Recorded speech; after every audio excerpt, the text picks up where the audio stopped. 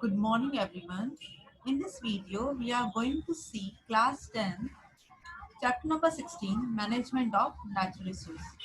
We have already completed some of the portions, recycle, reuse, the 3R approach we have finished. Why do we need to manage our resource? Forest and wildlife, stakeholders. Then we have completed sustainable management and why it is needed, waterfall, dams, and we have seen in the previous videos three disadvantages of dams. Today we are going to see water harvesting.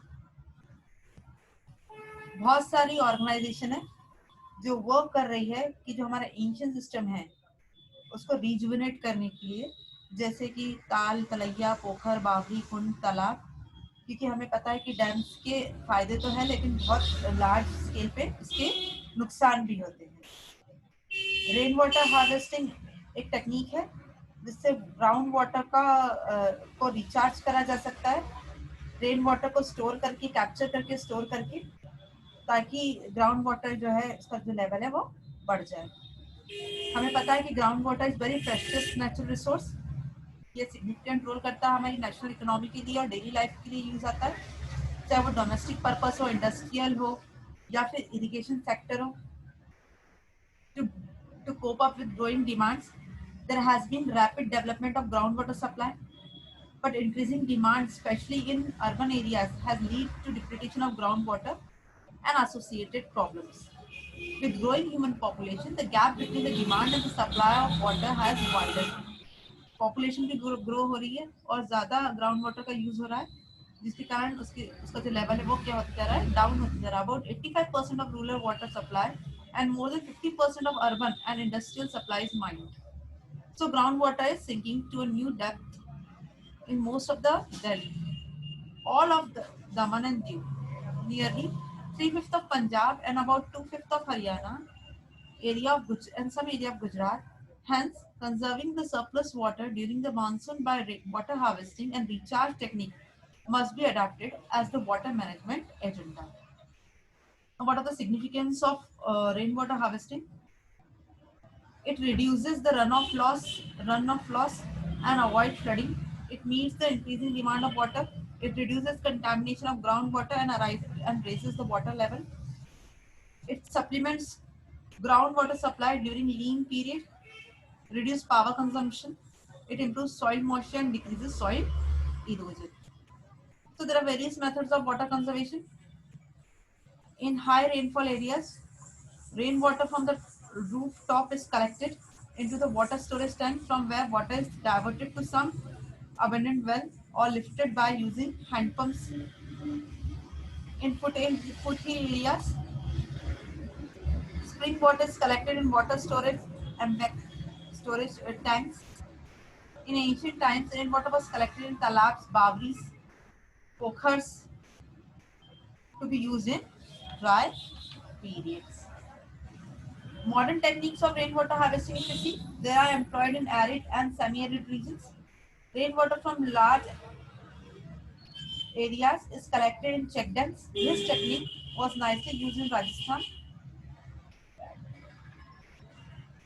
by Magsaysay Award winner Rajendra Singh, commonly known as Waterman, by building groundwater dams for storing water underground. These are more advantageous than surface water dams due to minimum loss by evaporation and loss of chance of contamination. So that is why more stress is given to rainwater harvesting. Now let us come to watershed management. It is a it is an area of high land. Now what is the characteristics of watershed? It is an area of high land from where water flows under gravity into sea, river. It has a natural unit of water. It has a well-defined topographic boundary and has only one water outlet. It includes complex interaction of water, soil, vegetation, animals, and human beings. Watersheds varies in size from few kilometers to few thousand kilometers. Watersheds supply water for irrigation, hydropower generation, transportation, vegetation growth, and reducing the chances of flood. So watershed improves the economy of region. Water harvesting is an oldest concept in India, like khadins, tanks, bhandars, bundis, pools, ponds, surangs, etc. Watershed was retained throughout the year only in large structure. In most of the structure, water depletes within few months after monsoon. Main aim of storing water should not to be hold the surface water but to recharge the groundwater. Groundwater is useful in it provides moisture for plants. It commonly used for human consumption. It supplement water in streams. This water is used by human beings for drinking, cooking, bathing, cleaning, etc. Fresh water is also required for various types of industries. It requires for irrigation purpose. Now let us come to the last topic, that is coal and petrol. Most extensively used fossil fuels are coal and petrol and natural gas. Such fuels are obtained from underground and seabed exploration. Coal is composed of carbon, oxygen and hydrogen. It is widely used as conventional fossil fuel. It releases enormous heat after burning. Before plant material is converted into coal, it forms a dark brown organic matter called peat. Lignite is formed after deposition of many layers over peat. Anthracite is the largest stage of coal formation. It is the hardest form of coal with maximum carbon contained. Its heat value is double than that of lignite. Now, what are the uses of coal? Coal is used as a fuel. It can be converted into other useful forms of energy like coal gas, electricity, and oil. Coal is used in manufacturing of synthetic petrol and synthetic natural gas. Coal is also used for many organic compounds like benzene, phenol, naphthalene. Coal is used to make coke and petroleum. World's crude oil reserve are accepted to remain up to only 40 years.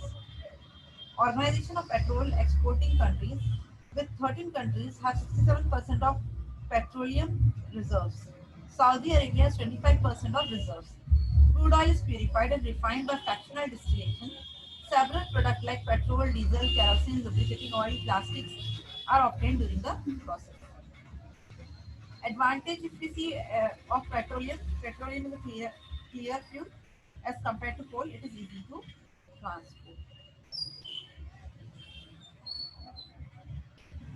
If we see overall view of natural resource, so the main aim of natural resource management is to maintain the essential biological process, to ensure the availability and sustainability of resource, to preserve the biodiversity, so that the evolution and development of life in long run does not get disturbed. So these are some of the main aim of conservation of natural resource.